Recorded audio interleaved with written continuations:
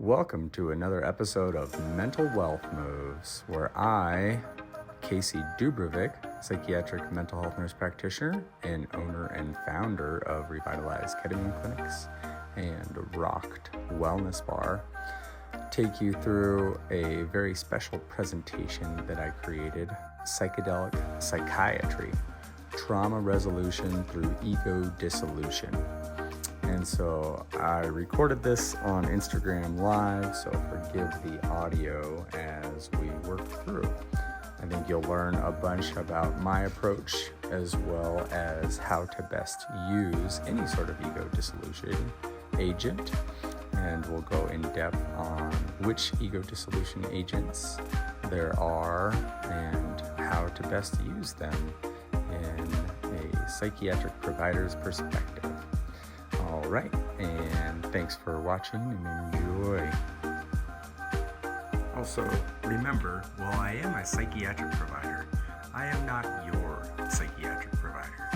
So take everything that I'm saying as blanket statements and broad swaths. Know that you should talk to your psychiatric provider about your particular situation. So it's 2 o'clock, so we'll just get started. I saw someone. Yeah, I see someone out there. They're probably thinking about it. Just for the sake of timing, we'll get started, and then if they need to catch up, I'll give them a catch up. But yeah, I want to try to start on time. So my name is Casey Dubravcic. I'm the owner and operator of Revitalize Ketamine Clinic and Rocked Wellness Bar, and today I'm presenting on psychedelic psychiatry, trauma resolution through ego dissolution. And so, I've been in healthcare since like 2004. I worked in the ICU, worked in the CV ICU, pre-op PACU. I was working in inpatient, outpatient behavioral health units at Flagstaff Medical Center, and the inpatient, outpatient units at the Guidance Center in Flagstaff, which is like the local community mental health center. And, it really got pretty jaded on the traditional treatments. very much of like a potentiated illness model, right? Kind of that like pill for every problem mentality. And so I think we did a large disservice with medicine when we really said, this is the physical and this is the psychological and this is the spiritual. We tried to segment them. The more ways you can address a problem from, the more likely you are to get captured. And so I really like things to be more holistic, and I like to work on amplification of wellness. That's Rick Doblin. And so if you know who he is, he's the Multidisciplinary Association for Psychedelic Studies. He was real big on the MDMA stuff, and that was why we started getting into insurance coverage, because it looked like it was becoming available like relatively soon. And myriad of reasons it's not, so unfortunately. So our objectives today, again, we were talking about trauma, and I think everything falls from trauma. And so we're going to define trauma. And then we're going to talk about coping strategies for that trauma that, in my opinion, are all born on purpose, and what we normally call diagnoses in psychiatry. And we're going to talk about the body keeps the score, how we hold our trauma in our bodies. And then we're going to go into different ego dissolution agents. We're going to talk about certain different types, like ayahuasca, like ketamine, like LSD, and potential benefits of each type and potential pitfalls. And so I really want people to be educated, because I feel like that's kind of missing. There's a lot of people that are just going and doing stuff like psychedelic tourism without necessarily having a good way to do vetting, because you don't know what you don't know. Right, none of us do. And then I really want to preface and really emphasize that setting and experience, because it's so important when you go into these types of things. And even more important, I would say, is that integration and sustainability, because what we're finding in this kind of field of work is a lot of people are diving in and really hitting the psychedelics hard, and they're like, LSD or psilocybin didn't quite get me there, so I'm going to do ayahuasca, or I'm going to do 5-MeO-DMT, I'm going to go do ibogaine. And it's, what I'm seeing is people need to really emphasize that integration. People are missing the integration part, where you actually, okay, what was the insight and what do I need to do And then open Q&A. So anything comes up, we'll talk about that. And so why am I doing this, right? So after being in healthcare for 20 years, again, I realized there's a lot of room for improvement. You think of mood super basically as that waveform, like the depression, the anhedonia, kind of I don't cares down there. And then the anxiety, hypervigilance, that kind of pucker state up here. Any of those medications that I ever prescribed in traditional psychiatry, like selective serotonin reuptake inhibitors like fluoxetine, sertraline, Zoloft, or Lexapro, escitalopram, or SNRIs, selective serotonin norepinephrine reuptake inhibitors like duloxetine or venlafaxine, mood stabilizers like Depakote even or lamotrigine, antipsychotics like Seroquel, olanzapine, even benzodiazepines and hypnotics, like all of them 10 to 30% effective long term, and just kind of squishing that waveform. So you may be less depressed, you may be less anxious, you may be less suicidal. In general, kind of less everything. In my opinion, and a growing number of psychiatric providers, is those are your psyche's cries for help. Hey, what we're doing isn't working. This sucks. And so trying to provide a space where we can, kind of lean into that and make it safe to feel safe is so important. And that's what I'm really, really passionate about. And so really we're trying to help people make that shift from, this happened to me to this happened for me. And it's a big shift and can be, super helpful and powerful. And so we really want to help create a space where people can do that.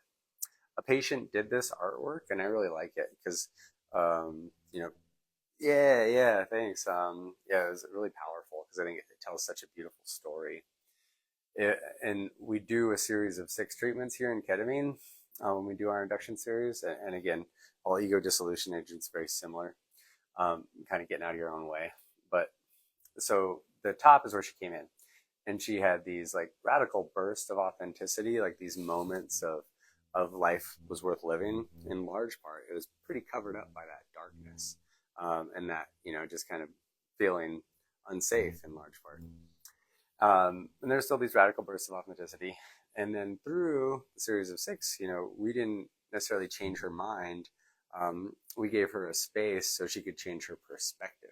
You can never change anyone's past. You can never change anyone's present. You just give them space to hopefully, make that shift internally. And then by the end, really existing in more of like a radical authenticity, which, is so cool and so powerful. And so I really like that artwork for a lot of reasons. Yeah, exactly.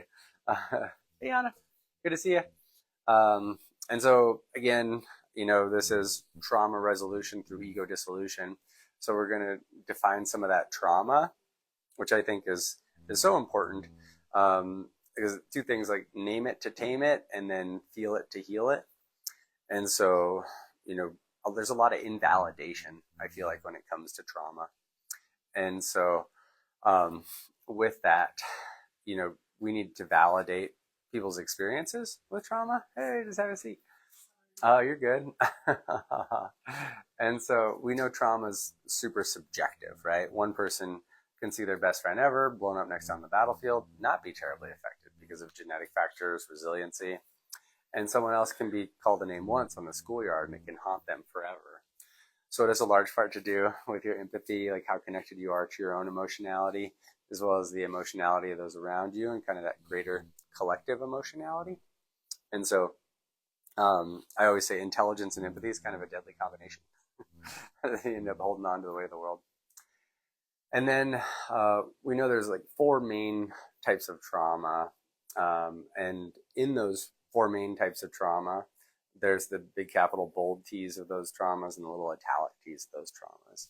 So the big capital bold T's are like the early and often physical, sexual, emotional abuse or neglect. And the little italic T's are like those little minor invalidations that occur.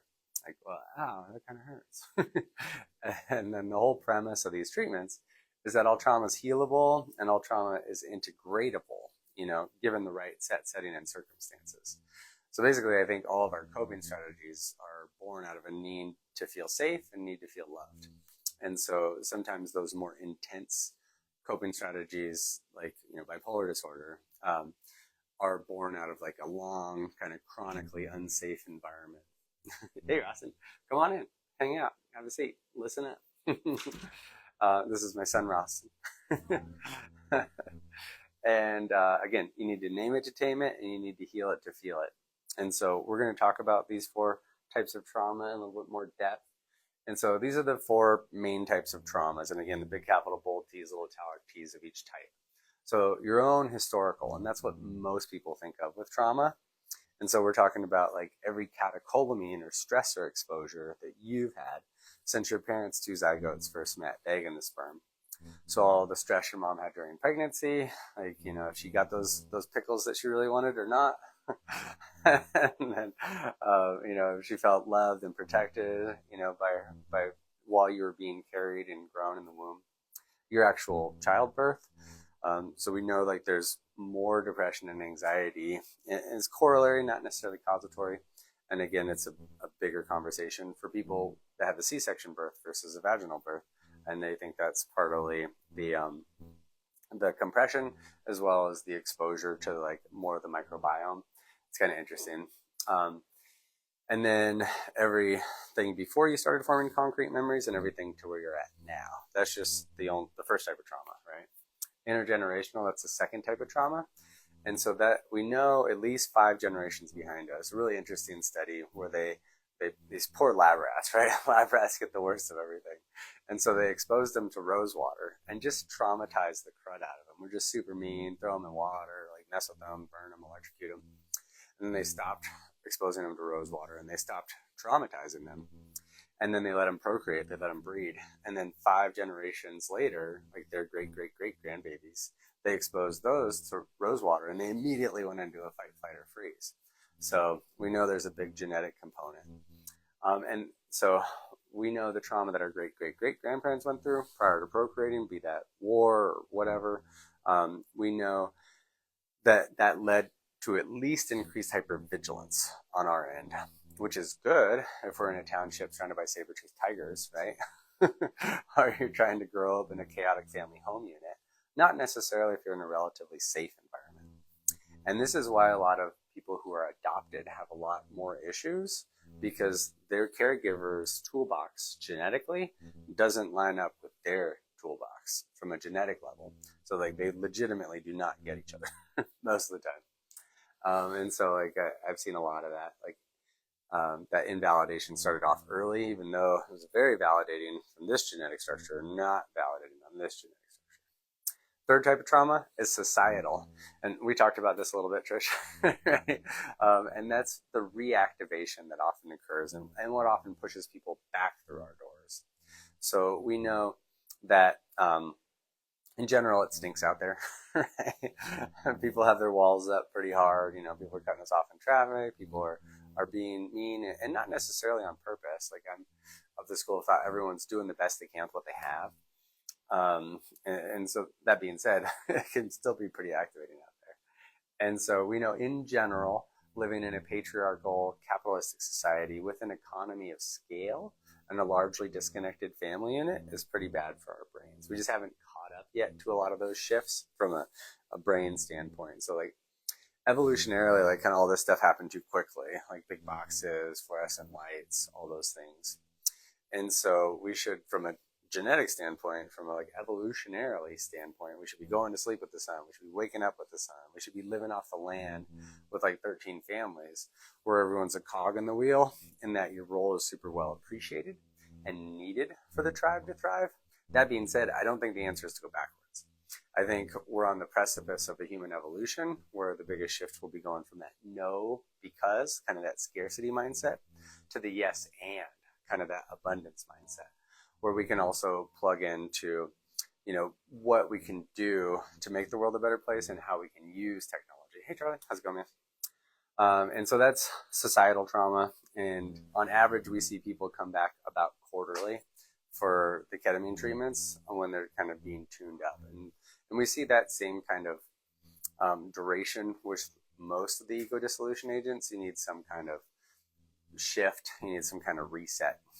That being said, it's not great for business, but I like to tell people no one needs ego dissolution agents, no one needs ketamine. There's a million other ways to get to a healthier headspace, and all of them are considered non-specific amplifiers of the human experience as far as creating those new neuronal connections and that neuroplasticity.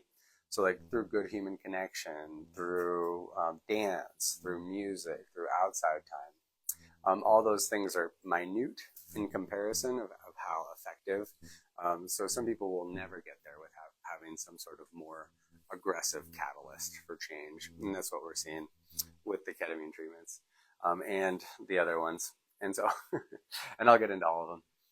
And then environmental. And so environmental trauma, I'm talking about like microplastics, cell phone radiation, all those like BPAs, known to the state of California to cause cancer, right? It's everywhere. That being said, again, the whole premise of the way that I think of treatments is if you aren't living in that fight, flight, or freeze state, then your body's natural healing ability comes back online and you're going to be able to clear out that trauma way better when you're not in that kind of pucker state. And so again, it's very subjective, right? And so perception is super important in regards to how we look at things. And so, we all bring our own trauma into every interaction, and we're all a product of our environment. And so as much as we can try to meet people where they're at, it can be incredibly helpful. Ego dissolution agents cause like another kind of layer of complexity, because especially when it's a super guided journey, it's really hard to avoid that transference and countertransference, which is that kind of sharing of your own trauma. Like, Trish, you may remind me of someone that I worked with a long time ago that I really liked, and so I'm like extra friendly to you, right? Or it might be the other way. Well, I remind you of someone you didn't like, right? And then you treat me accordingly. And then those types of kind of responses get amplified under the premise of an ego dissolution agent, and it's a real complex thing, especially when you've got a ego dissolution agent that's like a 8 to 22 hour ride, or even longer. Some of the other agents that they've been able to make in a lab, like some of them, a 72-hour one that Hamilton's Pharmacopoeia came up with, made in the lab, that you're out of your own mind for 72 hours, pretty bonkers. And so again, we're all layers of onions. I don't like any diagnoses in psychiatry anymore besides trauma. That being said, I don't like PTSD because it makes people feel damaged, makes people feel broken, makes people feel unhealable. So I like PTSI, post-traumatic stress injury. And so, they're the big capital bold T's, little italic T's of all of those. And so like, how do we move forward from that, right? That's why we're here. And so I like the Buddha saying, one of the biggest forms of human suffering is looking at an old photo of yourself and thinking you're the same person, right? You have the capacity to completely change your mindset and how you perceive yourself walking out of this room from walking into this room. And those kind of abilities are often supercharged with ego dissolution agents. And so I put the DSM-5 in here, which, so much of the Western medical model for the last 100 years probably is very much a potentiated illness model, right? Where you're kind of indoctrinated in medical school to believe there's a pill for every problem, and it's very, again, separate, the mental from the physical, from the spiritual. And so, they say major depressive disorder, you have a lack of serotonin, so let's, make more abundant serotonin. And that's, more and more we're recognizing that does a large part a disservice for people, because it gets you away from feeling those feelings that are really your psyche's cries for help. And so, I think we all have this coping strategy toolbox, right? When we open up that toolbox, we go to hopefully healthy things when things are hard, like petting an animal, hanging out with a friend, dancing, moving, going outside. When it still stinks and those things don't quite help, then we go lower in the toolbox, like more kind of intense coping strategies. And so I would argue that depression, anxiety, hypervigilance, those are coping strategies, right? Like you put your walls up and you're like, hey, it's unsafe to feel safe, so I'm going to withdraw, I'm going to kind of get out of here. Then that's a, that's a big one. And then anxiety, hypervigilance, at some point in your life, like all plates looked hot, right? So now all plates look hot. And so like you act accordingly and treat people like they're probably unsafe, because at some point in your life, most people that you were hanging out with were unsafe. And so your brain is just trying to protect you and help you feel loved. And then, so it kind of keeps going down from there. The substance use disorder, and then the personality disorders. I would put histrionic personality disorder, borderline personality disorder, even narcissistic personality disorder, as coping strategies that were developed by people. And then bipolar 2, like 4 days of staying up, and then having as little as 4 hours of sleep in between each night, and more goal-driven, high-risk, high-reward behavior. Bipolar 1, 7 days of that. And then I would argue, when, because I work in the community mental health center, right? So I'd see like street alcoholics, I'd see like those people that are screaming at each other in the street. And then I look at pretty much all of their ACEs scores, which is that adverse childhood experiences scores, and pretty much they're all pinned. And so I came to a realization like, hey, it was so unsafe for so long, your reality, that creating an alternate reality actually kept you more safe. In addition to, like, when you're screaming at each other, you're less likely to become more sexually traumatized, or more, you just look unsafe in general. And so it is a coping strategy that can develop. That being said, there is an organic schizophrenia. When it's like it's quick onset, we always want to do like an imaging. And I don't think anything is like inherently evil or good. The dose makes the medicine, the dose makes the poison. So daily medications can be great if there's something about your situation that you're unwilling or unable to change, like potentially the people you're living with, or, the societal trauma that you're kind of subjected to. If the daily medications help you get out of bed, and they help you go see your therapist, and they help you go get to the gym, then that's great. Use them accordingly. And so again, like our job and your job is hopefully to help put more healthy coping strategies on top of that toolbox. And so, again, I think all diagnoses are coping strategies. I like that. No regrets, right? Not even one letter. And so we know everything that you did brought you here, right? So good job, me. Like depression is a lot of time thinking about the shoulda, woulda, coulda, didn't-dos of the past, right? And anxiety is thinking about like what may potentially happen. And so we get kind of stuck in there. And so, hey, I got here. Good job, me. Also, I'm ready for things to get better. And so we go into a little bit more of the ACEs study. One of the criticisms of the ACEs study, the Adverse Childhood Experiences Score study, is that it does a really good job of showing us what happened to people that should not have happened. It doesn't show us what didn't happen to people that should have. And so we know in large part, too, that the abuse isn't as bad, like long-term, as neglect for people. And so like if you don't ever have your needs met, that's oftentimes more so what happens with neglect. With abusers, oftentimes they'll come back and they'll be like, hey, I love you. I'm sorry I beat you up. And then that actually causes less like long-term than just never having those needs met. And so with the ACEs study, though, 3 or higher will lead to depression and anxiety, pretty much across the board. Any ACEs score of 5 or higher will lead to somatic issues. And so like we're looking at fibromyalgia, we're looking at chronic regional pain syndrome. Jill just joined us. She's also the owner of Revitalize Ketamine Clinic and Rock Wellness Bar. We're live too. So thanks for coming in. Appreciate you. Yeah. Feel free to chime in if anything comes in. And so I like to talk about Bessel van der Kolk's work, The Body Keeps the Score. Really anyone with trauma, I'm not going to recommend that they read that book because it's very activating and it's very like the way he delivers the information in there, war trauma, sexual trauma, it can really like, it's a secondary trauma reading the book, honestly, for a lot of people. And so that being said, I do recommend that people understand the footnotes of that book, is that we hold trauma as inflammation and pain in our bodies. And so as you're able to process through that trauma, you have less inflammation and less pain.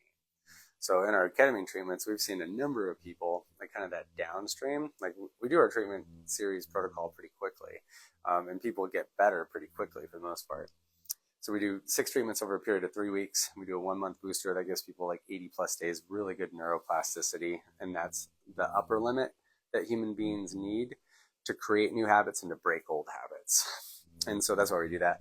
That being said, when you're not living in that fight, flight, or freeze, then your body's natural healing abilities come back online. And so we're able to see a lot of people, inflammatory biomarkers, like their lab tests, go down pretty significantly. So that's been pretty cool to see. And just like their pain and inflammation in general. And so now we're going to go kind of into ego dissolution agents. And so again, it's not great for business. I don't think anyone necessarily needs them. That being said, they can be a great catalyst for change. And without these sorts of agents, some people will never get to like a headspace that feels really healthy and comfortable. And so they're all considered non-specific amplifiers of the human experience. With like 2 or 3 minutes of starting a ketamine infusion, we see new dendrites forming on a functional MRI. But we also can see new dendrites forming on a functional MRI with like really positive human interactions to a much lesser extent. I'll be clear about that. And again, that stoned ape theory. So there's a theory that there was a tribe of apes that found a psilocybin containing mushroom, and that led to some more evolutionary paths. So pretty interesting. And then again, that book, The Body, or not The Body Keeps Score, that book, The Immortality Key, Secret History of Religion with No Name, pretty cool book. What I really like about it is the author who penned it, he's never used any sort of ego dissolution agent. And I think that's important because a lot of people get kind of caught in the sauce and they're like, this is the fix, everyone needs this. And I think it's really cool that someone who brought forth such excellent evidence hasn't been lost in the sauce. So I think that just lends more credence to what he wrote about. And again, it goes back archaeologically. He went through like the Vatican and he got special permission to dive through their archives. And as far back as 12,000 BC, ancient Mesopotamia, they used ego dissolution agents like ketamine on average about quarterly. Ancient Egypt, ancient Greece, up until about 1500 AD in Catalonia, España, that was like the last pretty regular usage in kind of Western society up until the 1960s, right? With Maria Sabina. And so I think it's cool to recognize all that and the history of that, because I'm of the school of thought, if we don't learn from history, we're doomed to repeat it. And so as much as we can kind of learn from what has worked in the past and what shifts may need to take place, and being really ethical and calculated about that. Again, I really like the lion and the gazelle analogy in regards to healing. And so like when that lion catches that gazelle goes into this fight, flight, or freeze. There's actually 7 Fs, fight, flight, freeze, fawn, and there's 3 more. I don't remember them right now. And they're basically all kind of like feeling stuck or trying to get out of danger. And like the Stockholm syndrome is kind of one of those too, where you're like, oh, all right, this keeps me safer to some extent. But then the gazelle is like just in this, fight, flight, or freeze. We're like, oh, I'm done for. I'm going to get eaten now. And the lion thinks it's got its prey, so it starts stalking around, being a lion, like, oh, I've got my prey, I can just be prowling a little bit, and thinks it's dead. And the gazelle realizes it's got an opening, it pops up, and it runs, and then 3 to 5 miles down the road, it's got this physiological shudder, this like cellular level release. And that's still built into our DNA. And that's what any ego dissolution agents can really fast track, that ability to tap back into that. So pretty cool stuff. And then once you're not living in that, then your body's natural healing abilities kind of come back online. And so we're just scratching the surface on the science of this. We're calling them like neuro-emotional complexes. If you don't have the safety to go through that kind of shudder or release, like feeling safe, to feel sadness, to feel joy, to be able to have that emotional release, like an expression of that emotion. Because sometimes some caregivers, some parents, like they would judge a kid if they're happy, if they're joyful. And so that would be an emotionality that needs to be repressed as well. And so sometimes that's the emotionality that needs to come out. That being said, it's still held as inflammation because emotions are like messages from the universe that need to be expressed, basically, in large part. And so when you kind of have that release, and then your body's natural healing ability to come back online, we're calling them neuroemotional complexes. They're like inflammatory corticoid clusters that are tied to past emotionality, that are kind of hid and enclosed inside of your lymphatic system and your connective tissue. So they get pretty stuck. And then, so like from like my perspective and from like a sustainability perspective, I think we're all social creatures. When people define themselves as an introvert, oftentimes what I find is they feel introverted because when they do interact with people, they have to put on a mask. They feel like they have to put on a mask. They feel like they can't be real with those people. And so if they don't feel like they can be real and they feel like they have to kind of perform or act, then that's exhausting. And of course I'd feel like I don't want to be around people too, sustainably like that. And so I think the best one, the most sustainable one is human connection, and then breath work, and then meditation. And so like those three are kind of, the easiest and most accessible ego dissolution kind of states that you can get to. And so the breathwork and meditation are taking they take practice, right? It's like, you can't just go to the gym and lift a 100-pound weight.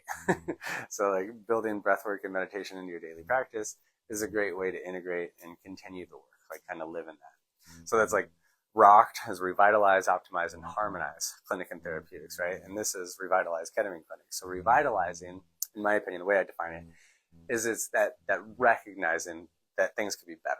Like, oh, this kind of sucks, right? And so like you recognize that, and then you start like, okay, there's room for improvement here. And then the optimizing is like, how do I climb out of that pit, right? And then the harmonizing is, how do I live out of that pit? And so, all those things are sustainability agents. And so ego dissolution agents. So after the human connection, breathwork, and meditation, outside time, dance, sex, artwork, creation, then I would, the next probably best well-tolerated ego dissolution agent in a large swath of the population is MDMA or ecstasy. So I put human in here, I like that one the best. And then MDMA, and so that's ecstasy. And so Lycos Therapeutics or Multidisciplinary Association for Psychedelic Studies, MAPS, they've been the ones really spearheading the movement for MDMA. And it looked like it was going to be coming available by the end of this year. Unfortunately, that isn't the case for a myriad of reasons. There are study design issues, and there's some pitfalls again with those longer ego dissolution agents that are worth discussing. And we have a slide on that, so I won't dive into that too deep. And then from there, I would say the very next one is ketamine. I would honestly put ketamine before MDMA for a lot of people. For a myriad of reasons. One, it's legal. I think that's super important, because I want people to feel safe, right? And so because you don't know where anything else you're getting it, you don't know it's clean, you don't know where it's from, you don't know kind of what the ethos is. Yeah, you can get like friends and vetting and that sort of thing. The other ones is because we're doing intravenous, it's the best bioavailability, it's the best efficacy profile, and it's the only version you can pause. And so when someone's got a lot of like kind of trauma that they're holding on to, it can be super scary to go into a longer journey not knowing what's going to come up. And so knowing that we like 45 minutes, that's where we start people. And if I pause it 2 to 5 minutes, you're back. I think that's super powerful and super important to reiterate. Because like, again, my biggest thing is I want people to plug back into their power. Right? I had a client say it once really well that really resonated with me, is we're born remembering, we forget along the way, and our job is to remember again. And so part of that remembrance is like plugging into your intuition. And so that's why I like IV ketamine kind of more than any other ones. Again, it's legal, best bioavailability, only version you can pause. So it really keeps people in control. And then I would put all these as kind of more traditional psychedelics. Obviously, there's some differences. Ketamine also has some kind of unique properties as a dissociative anesthetic, where it's, hey, you're listening to a lecture here? Got to tease my son. And so basically all of these are the traditional psychedelics. Ketamine as the dissociative anesthetic, it's like on the World Health Organization's list of essential medications as an anesthetic because it's the best well-tolerated anesthetic. It's the only anesthetic that doesn't decrease respiratory drive, and it's the only anesthetic that actually supports the cardiovascular system. Most anesthetics will suppress the respiratory drive and cardiovascular system. And so I like that it raises your blood pressure a little bit, raises your heart rate a little bit, because that increases what's called your cerebral perfusion pressure, which increases your blood pressure enough to get more of the ketamine across your blood-brain barrier, so you get more neuroplasticity with that. So that's why I like it. One of the reasons. But the traditional psychedelics, and so I kind of put them in a cone of intensity or pyramid of intensity there, and obviously dose dependent. Yeah, it's in there. Yeah, it can be pretty powerful for a lot of people. And so like more, this is kind of like a stepwise, and these are arguable, but for the most part, psilocybin, pretty well tolerated with most people. But in general, all of these traditional psychedelics aren't as well tolerated as these two because of the extent of perceptual distortion for a lot of people. And so like the amount of things that change and shift in your perception can be pretty scary, and it can be kind of long. That being said, they've been around for thousands of years, and they're pretty darn safe. They did this Oxford study of like all the substances, that university in the UK, Oxford. And so they took every substance that people use to get out of their minds or get out of their brain or whatever, and did a safety profile on them per capita. So like per 100 people that use this, how dangerous is it? And alcohol was the very most dangerous for the most people, and psilocybin was the very least dangerous for the most people. So take that for what it's worth. And then LSD acid, then mescaline peyote, and then ayahuasca DMT, and then 5-MeO DMT, the Sonoran toad. And so I would use them in a stepwise fashion in regards to how intense it is for most people. And then there's a lot more psychedelics out there, and or ego dissolution agents. Again, I like ego dissolution agents because really you're trying to let those walls down safely. And that's why we like the ketamine infusions, because we're like cracking them down very safely over time. Like some of these blowing the walls right off the hinges, and some people need that. So that being said, again, this is the only one that's legal right now, so I'll be very clear about that. And then like in this talk, I'm a psychiatric provider, but I'm not necessarily your psychiatric provider.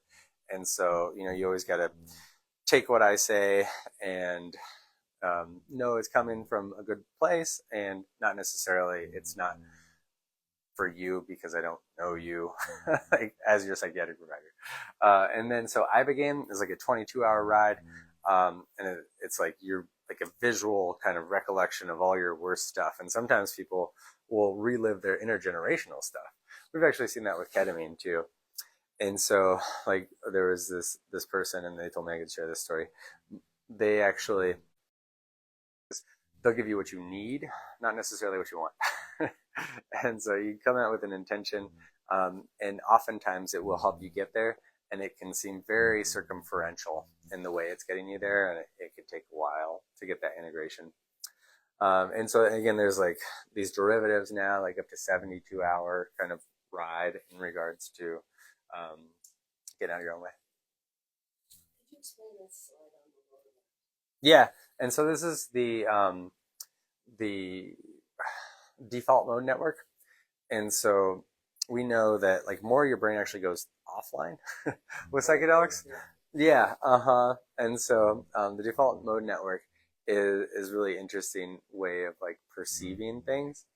And so we know, like we used to think like, oh, you'll get way more, blood flow, you'll get way more activity, and they're like, wait, something else is happening. And so again, I think it's such an exciting time in medicine because we're proving past wisdom with science, and our instrumentation is getting fine enough that we're actually understanding at a deeper level these things that were passed down by ancient wisdom that were just known to be true. Like, and I feel like those types of things are known by ourselves, by our intergenerational stuff. But again, science tried to poo-poo it. And so I think the ongoing is, but yeah, the Beckley research program, she's huge into LSD. I saw her talk at the MAPS conference, and she was good friends with like Timothy Leary. She's good friends with Rick Goblin. And they've always been big proponents of the LSD. And so she's super interesting to talk to and listen to, and her son and her daughter, they're all really into the research as well. And so the imaging's interesting. it only tells like a small part of the story, but afterwards we see much more of your brain online, kind of long term. Like there's the Bradley Cooper movie Limitless and that Lucy movie, and both of those are like a dramatization of what can happen with the right ego dissolution agent in regards to like how getting out of your way can feel. There's like a wind noise on out there. So yeah, the default mode network is pretty interesting stuff. And okay, so setting an experience. I really like this slide. And so this pie graph here, it shows kind of how I like to I'm holding your way on that. And so we like to view these treatments that we give and all ego dissolution agents as that catalyst for change, right? And so like people come here because they've been wanting to feel better, right? They've been trying to work on things for different ways and they feel stuck and they want things to be better. And so that's pretty cool. And we want to help them.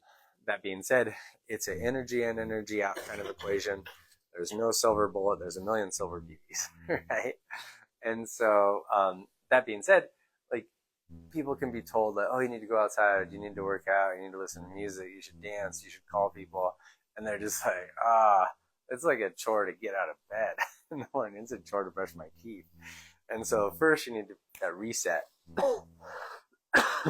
And then after that, like, so first part, like any ego dissolution agent and ketamine in particular, like 95% of the work is often that ketamine or that ego dissolution agent to reset, to feel safe, Then very quickly thereafter, I want the amount of work that the ketamine's doing to go down really dramatically, because I want those other things to have more weight in your life.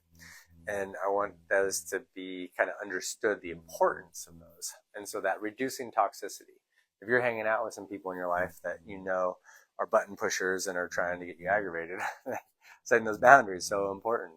And you'll notice that red part, the reducing toxicity, goes up and then it goes back down. And then the wellness living, like living that life worth living, that's more wellness living is more like the eating healthy, the physical activity, the being outside.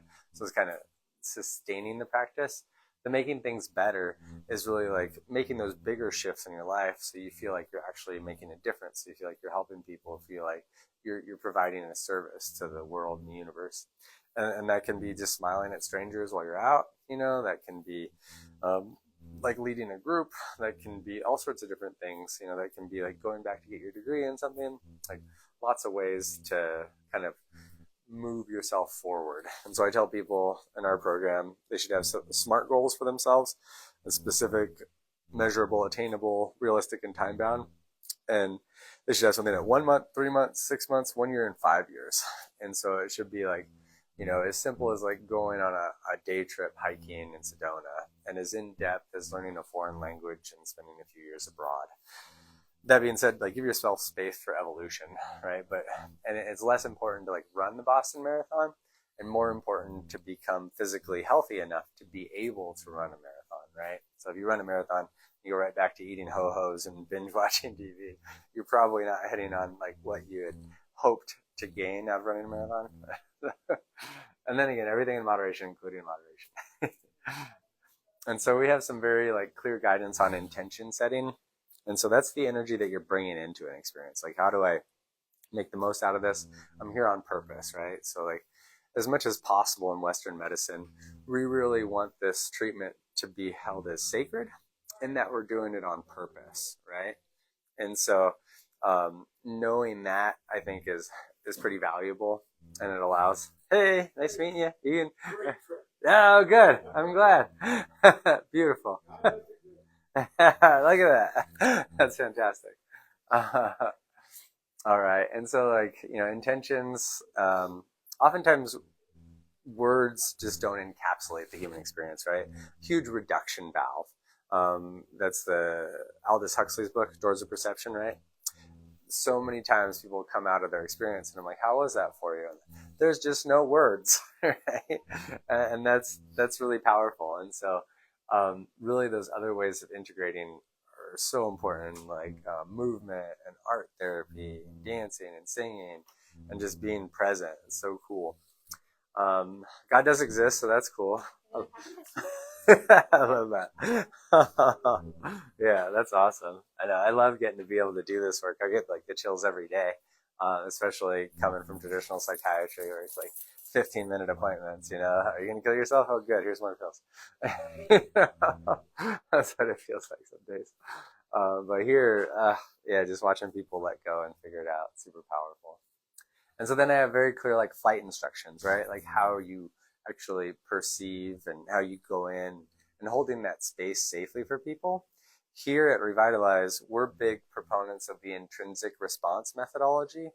And I think, and that's a term that I coined, that basically the whole premise of that is you'll always be your own best healer, right? Like you cut your hand and I put a Band-Aid on it. I'm not healing it. You're still healing it. Like some wounds may need to be approximated and that's that set and setting, right? And sustainability. So like giving more of those tools so you can make the most out of this time and this experience.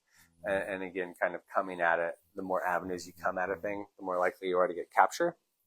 And so with the intrinsic response methodology, set and setting, super important, and sustainability, right? And being able to have a safe space to do that work and reducing external stimulus. And so we want eye shades on, noise canceling headphones. Ketamine is going to be way better at the intrinsic response methodology than pretty much every other ego dissolution agent because it's a short ride. Like I couldn't tell if MDMA was legal today or if ayahuasca was legal today and I was facilitating those journeys, there's no way I'm going to tell people to wear eye shades and a mask for, 8 hours. Like that's just unsustainable. And so like as these things become more available, I think we'll be making moves from like clinic type settings to like yurts and outside where there's more kind of connectedness and availability of nature is healing all by itself.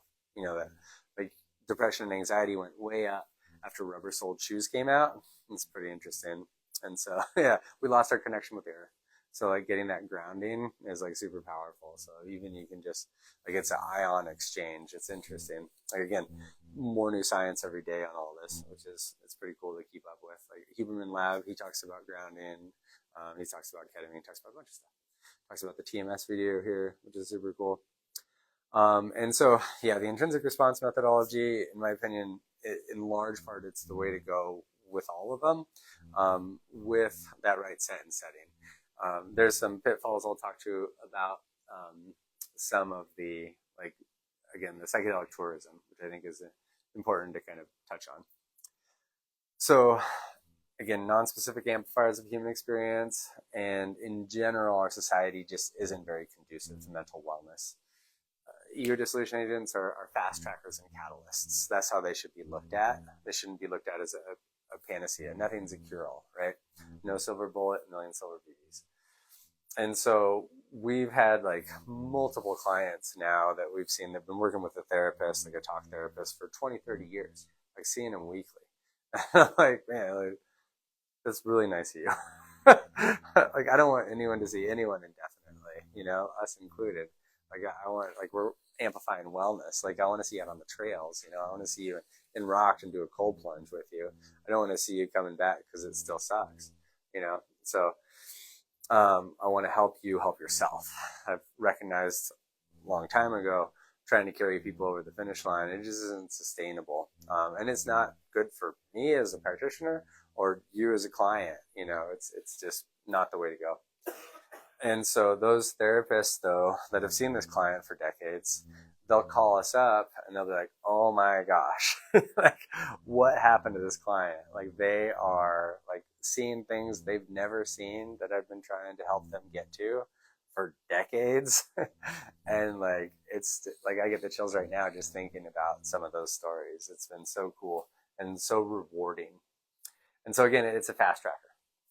And so why are we doing this? Is to help people help themselves. Like what's good for you is good for the universe, right? Like if you feel better, everyone else is going to benefit from that. And I think that's so important. So I like Maslow's hierarchy of needs. I think it's a really good kind of starting point to think about. So honestly, like that safety and security, like basic needs is like water and food. Safety and security, like some people never get out of these bottom two, right? And that's so sad to think about. Like they've never felt safe to feel safe. Some people go their whole lives like living like that, and that sucks. Like that's exhausting to think about. And then the top of the pyramid for Abraham Maslow is that self-actualization. I like to flip that pyramid after that, and there's a lot more after that. That self-actualization is kind of realizing who you are at your core. And then after that, I would say that the next step is that true love for yourself. Really having the no regrets, right? Like knowing everything that you did got you here, and that you can really love yourself for all the stuff that you had to do to get you to this point, right? And then after truly loving yourself, only then, in my opinion, can you truly love the people in your life, like truly and deeply. And then after that comes love for everything and everyone, for all the stuff they bring. Like, okay, you're being a real jerk, and I figure you're doing the best you can with what you have, right? And so understanding that and knowing it's a moving target, right? The journey to wellness is just that. It's a journey. When just like you being here, you being involved. Like I think the 5-year stock market graph for you looks pretty good, right? Onward and upward. That being said, you zoom in on the days and the weeks, there's going to be some bumps in the road, and that's just part of the human experience, you know, like, and being able to live in that sorrow and that, oh gosh, and then that joy and that like, oh my God, this is amazing. And not getting stuck in any one of those, right? It's important to be able to embrace it as it comes. There's no moment but this moment right now, right? We can make moves towards better moments in the future, but this is the only moment we really have. You never know what's going to happen. And so trying to make the most out of this moment is important. And then I like that Ram Dass quote, again, like, just when you think you're in a good headspace, like go spend a week with your family. They know all that, like, oh, I'm going to lift up this hatch and then turn this knob and then press this button. You're like, where did that come from? I thought I was over that. And you weren't. And again, you know, no silver bullet, instead of a million silver BBs. The more avenues you address a problem from, the more likely you are to get capture. And that's really what we're all about, you know, between Revitalize Ketamine Clinic and Rocked Wellness Bar. So we're creating a place where people can become sustainably the better versions of themselves. So between like red light therapy, sauna, cold plunge, those are the types of tools that if you use regularly, in addition to meditation and human connection and dance and movement and outside time and music, those are the things that help you live that life worth living sustainably, right? Revitalize, then optimize, then harmonize. And you'll probably move through those just like we all do. And so, you know, this journal writing protocol is a super cool one. So, you know, again, I really like science-based tools because there's evidence behind them and we know they're effective. And so that's a really neat protocol where you take like kind of your gnarliest stuff and he talks about this for 2 hours, basically.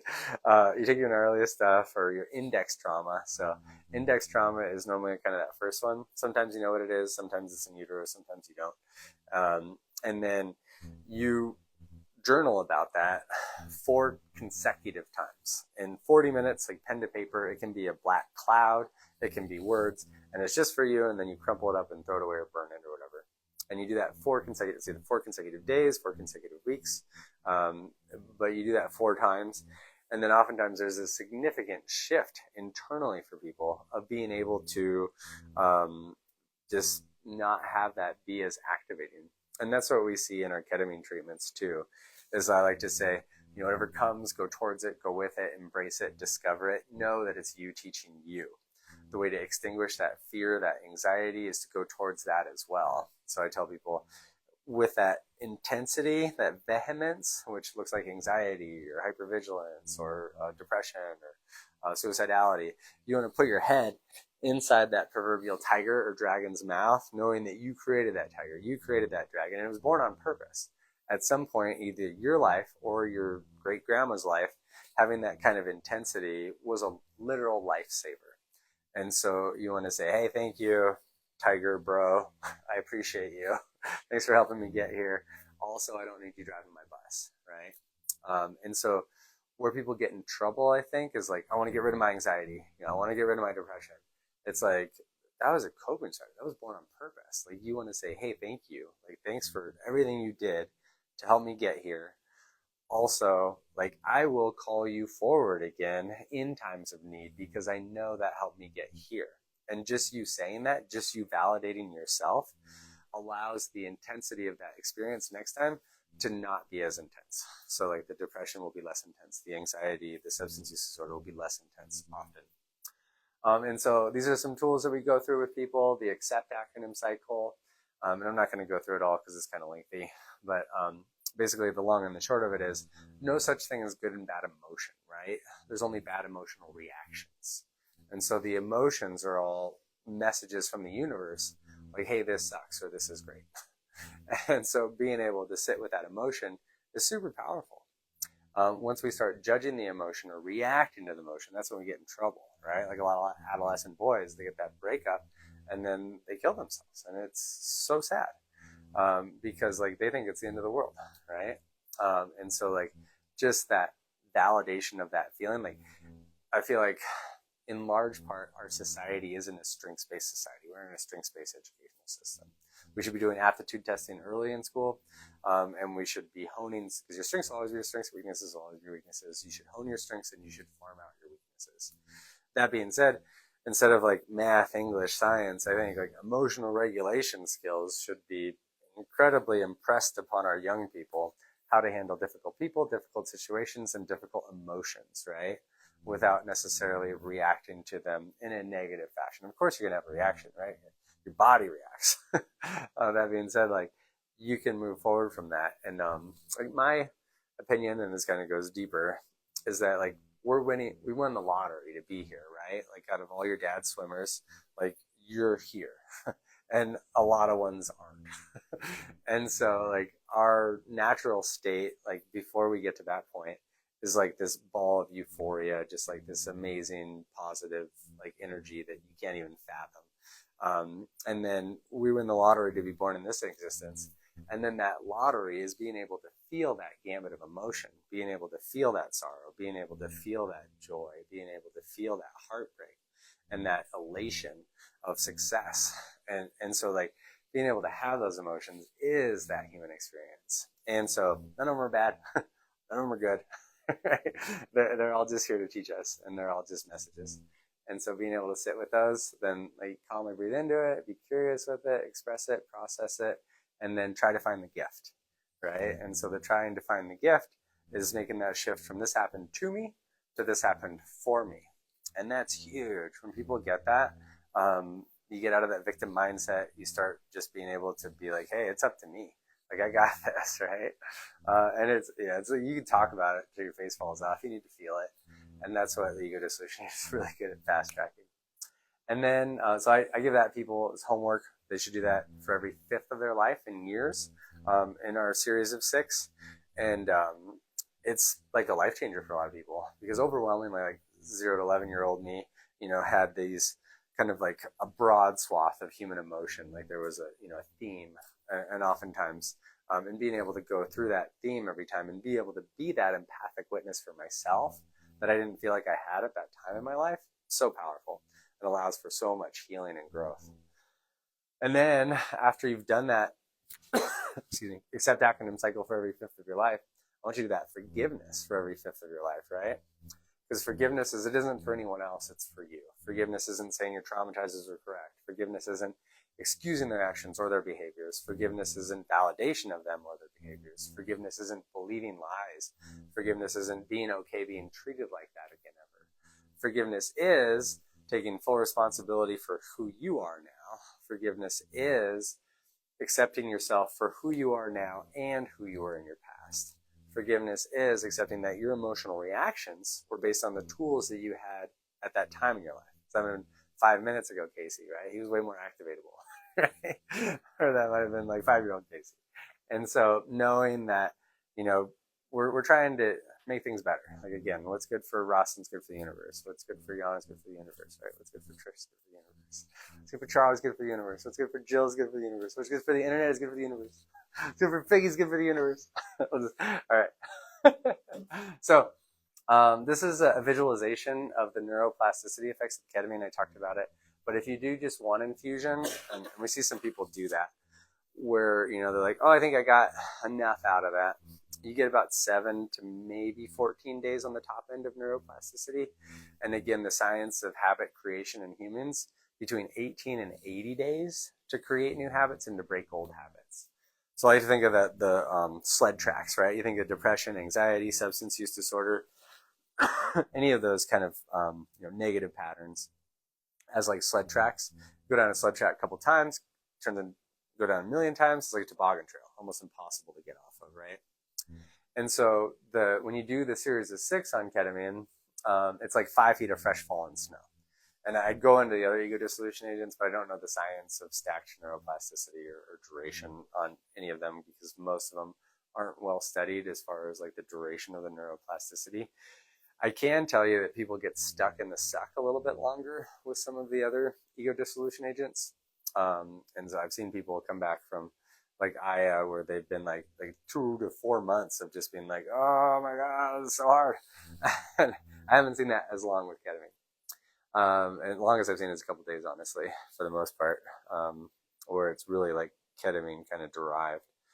Most of the time it's seconds to minutes. And again, gives you what you need, not necessarily what you want. And so the name it to tame it, right? So like hopefully you're figuring out, excuse me, that like, okay, that probably came from, one of those big capital bold teas that I've been holding on to for a long time. And then, and then you need to feel it to heal it. And so like having that sorrow and crying into that pillow for an extended period can be so powerful and so healing. And so a part of our ethos, we think less is more when it comes to medications, so after that series of 6 and a 1-month booster, that gives people 80 plus days really good neuroplasticity. And so there's no hard and fast guidance after that. So again, traditional medications like 10 to 30% effective treating symptoms, ketamine 70 to 95% effective in helping people treat the problems that are causing the symptoms. The 95% efficacy is with suicidality in particular, which is just amazing. So that's been super cool to see. And then, so being able to get that launch off and then have a lot more tools in your toolbox. Some people never see us again because they're doing so well. And that's amazing. I love that. On average, people come back about quarterly, about every 3 months for a single booster infusion because it still sucks out there. That third type of trauma, that societal trauma is still going. Did you have a question? I do. Ayahuasca, they recommend that you yourself off of your Well, now, is there that kind of prerequisite to this? There is not, and I'm glad that you have at least like that medical clearance because some Aya ceremonies, they don't even do a medical clearance that well. Good. Yeah, excellent. Well, I'm glad they do that because there's a risk of serotonin syndrome with ayahuasca, with psilocybin, and with some other the serotonin modulating ego dissolution agents. And it is quite like between 5 and 8 people die a year from ayahuasca because of serotonin syndrome because they're on a daily SSRI or SNRI, and then or ibuprofen, and then they go and they do an Aya ceremony or a series of Aya ceremonies, and then they literally lose their mind and go into febrile seizures and all sorts of stuff. So it can be really scary, and some places don't do a good vetting of that. Luckily with ketamine, that isn't a risk. We can give ketamine because it acts very different chemically. And so I never tell people to come off of their meds. Like if you're already unstable, like you're not feeling well enough and you want to come see me, like the last thing I want to do is pull the carpet out from underneath you. And then, like, all right, come back when you can.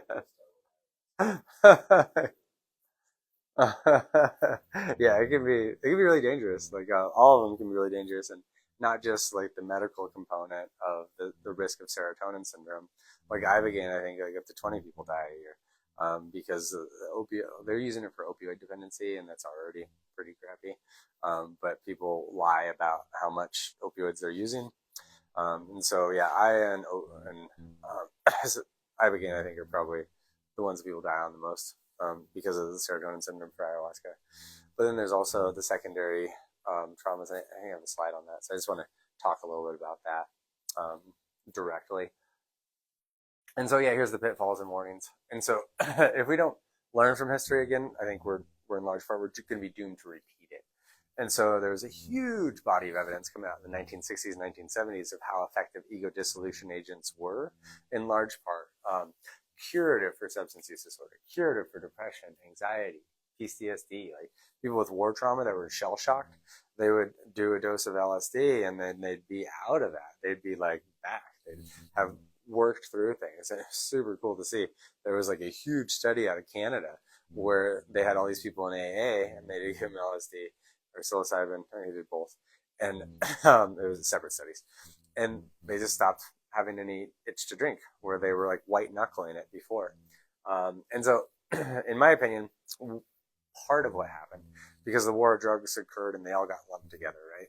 And so, ego dissolution agents, very low risk of addiction, and there's no physiological dependency. I think there might be a slide on that, so I'm not going to go. Okay.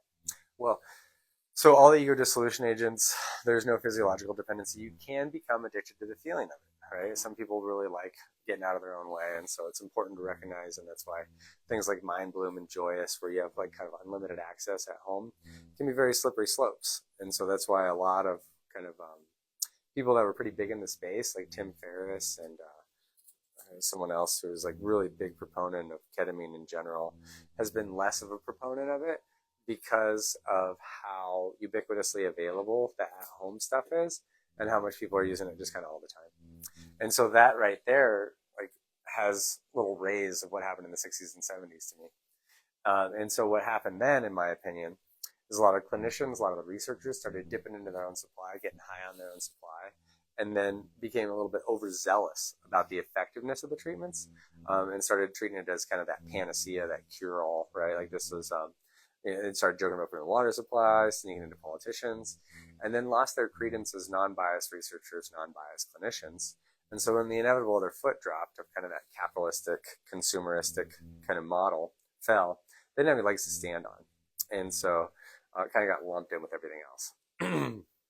And then again, the long-acting ego dissolution agents, they come with a really that big other set of warnings that I want to kind of harp upon a little bit. So again, that transference and countertransference, us reminding each other of people from our lives, so amplified, and you're in such a suggestible state when you're on ego dissolution agents. We see a lot of secondary trauma, particularly in the Verde Valley right now, for whatever reason, of people who claim to be shamans who are doing ego dissolution agent work, and then taking advantage of women, unfortunately. And so I've heard a number of those cases. And then even other like ketamine clinics, there are two in the area that had some issues.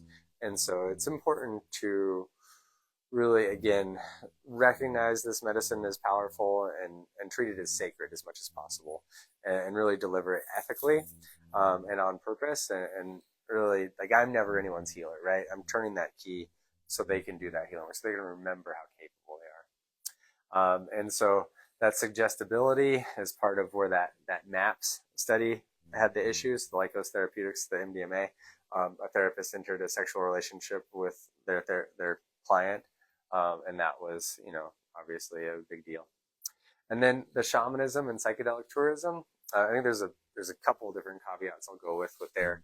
First of all, like, unless you're from that region, there's going to be that intergenerational component that gets like kind of excised from that.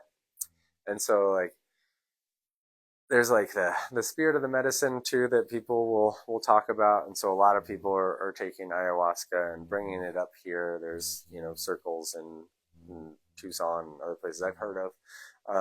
And so I know it's here, it's present, and some people are doing a really good job and some people are doing a really bad job. And so it's hard to know what you're getting into. And then not everyone's in it for the right reasons. And then some people are in it for the right reasons, but aren't prepared to do it. And so like, a lot of people get like really like excited for this work because they're like, oh my gosh, this is the most helpful thing I've ever done for me. So I want to share that gift with other people. And so without having some like quality programming and training under you, like that being true to you program, I think is really good. That's what Charlie's gone through. And so, and then, I think having like the psychiatric background is helpful for me, and the in-depth ketamine training. But in general, like it ultimately boils down to work for us, right? And so, like when you're in a long journey, some days I'm going to be 40% of the practitioner I could be, right? Because I'm either like fighting something, or the kids are like pushing my buttons on purpose for some reason. There's something going on, right? And so like you'll pick up on that when you're in a suggestible state, particularly when you're in an 8 to 20 hour suggestible state. And so there's certain safeguards that we're still trying to figure out as a psychiatric psychology community. One of the big things was having like a male and a female practitioner in the room when you're doing individual. So there's less kind of concern for what could potentially occur with those long things. That being said, like those haven't always been successful. That clinician who entered the sexual relationship with the client, he was with his wife when they were with that client. And so this, it can be bad. And so, in general, like I want people to do a heavy vetting of where they're going, and know that, there's a possibility of getting taken advantage of. And, like, especially the psychedelic tourism, like a lot of people are making a lot of money down there. And so I want people to be really safe about how they access that. And I want people to be, whatever it is, like I want you to take care of yourself. I want you to feel safe, feeling safe, and I want you to do that work. And so there's lots of ways to get there.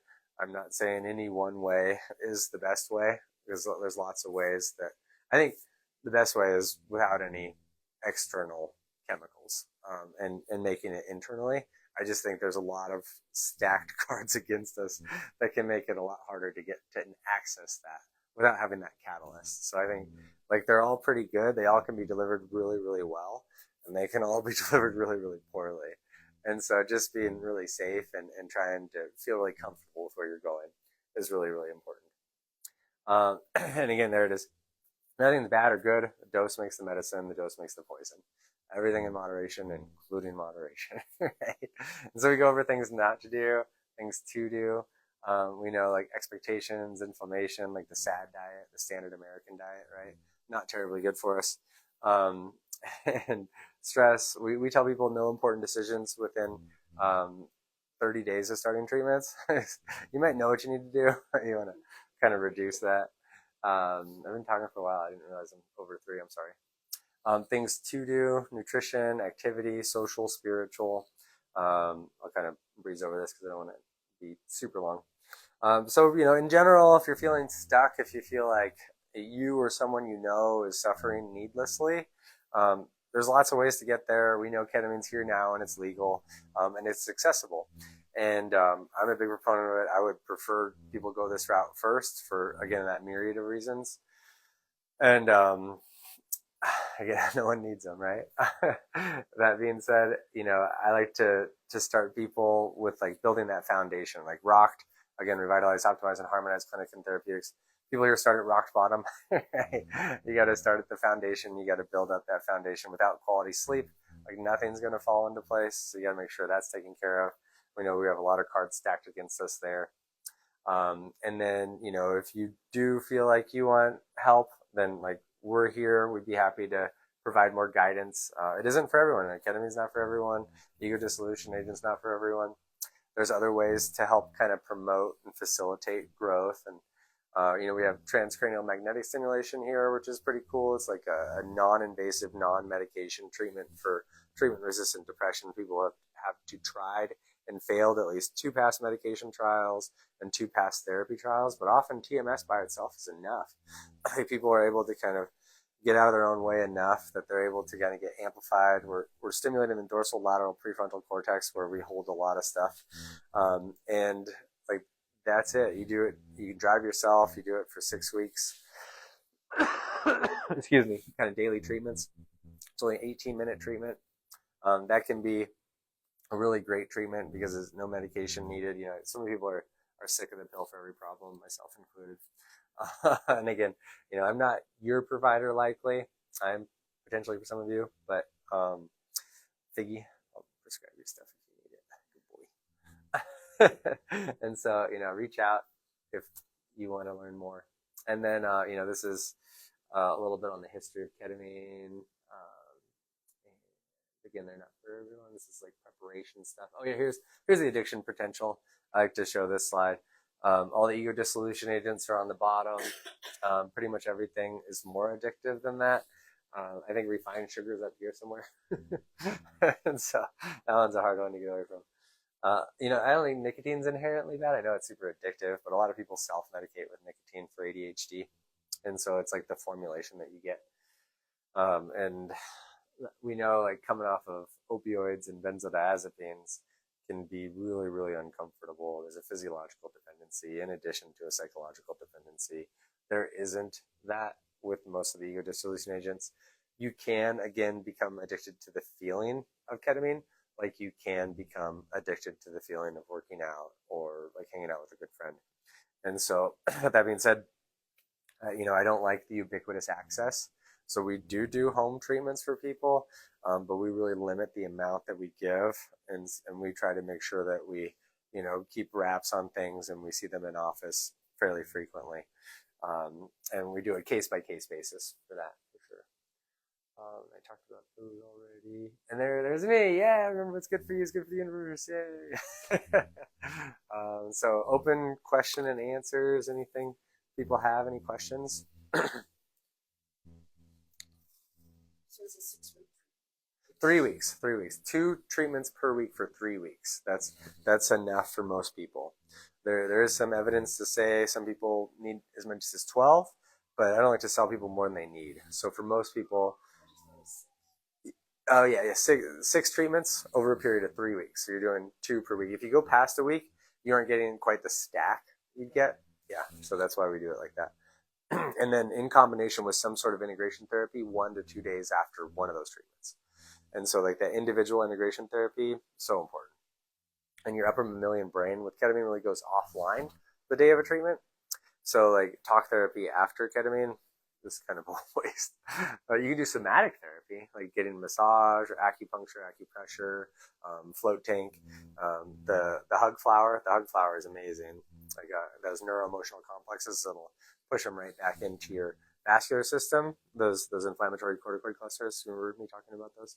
Yeah. And so it'll get them out of your connective tissue and your lymphatic system, push it back into your vascular system, so your liver and your kidneys can clear it out a lot easier. And so the somatic body therapy, day of, amazing. Talk therapy, not amazing. Day after, golden window, 24 to 48 hours after ketamine treatment, particularly infusion. That's the way to do it. If you're going to do CAP, ketamine-associated psychotherapy, which we do here through our talk therapist, Michelle, in person with intramuscular, really important to set a foundation, right? Like, so that's the problem with doing anything besides the intrinsic response methodology without having like a strong foundation set, is again that transference and countertransference. Like, Michelle may not like you. Right? It doesn't happen a lot, but it can happen, right? You can activate the therapist. And so like a great therapist, and this is pretty much true across the board, doesn't matter which modality they're trained in, great therapist is great therapist for about like 75% of the population. The other 25%, they're just going to butt heads. It's just the nature of human beings, right? I don't know if it's an astrological sign or what. There's something there, right? And so that, with the CAP, it's a different model. We're doing a much lower dosing, ketamine-associated psychotherapy. We're doing basically half the dosing we do with the intrinsic response methodology.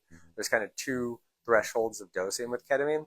There's the psycholytic dosing, which would be where we want you with Michelle, where your walls are down and you can talk through things and you can bring stuff back with that.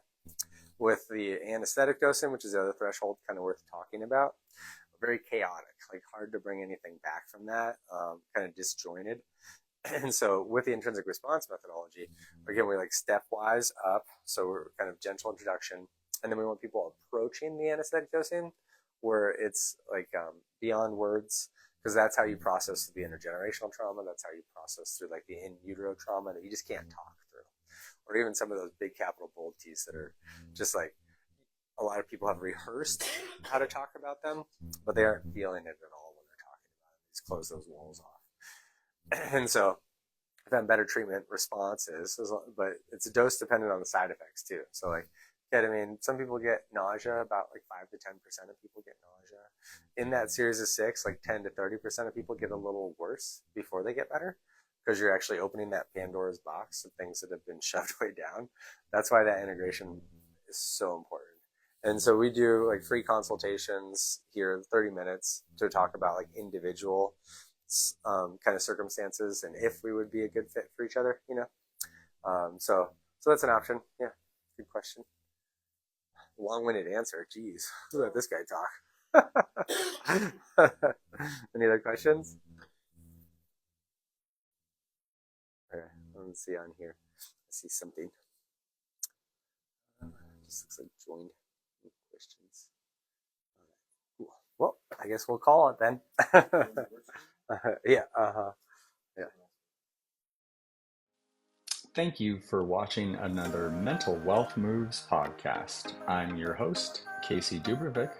Please reach out with any questions that you have. Also, remember, if there is hope and we can help, at Revitalize Ketamine Clinics and Rocked Wellness Bar, we're providing cutting-edge solutions to help you live your very best life. Reach out today to learn more. Go to our website at www.revketa.com, REVKETA.com, or revitalizeketamine.com, or go to Rocked Wellness Bar, www.rohct.com, revitalize, optimize, and harmonize clinic and therapeutics, a place for you to live your very best life. Remember, the best investment you can ever make is yourself.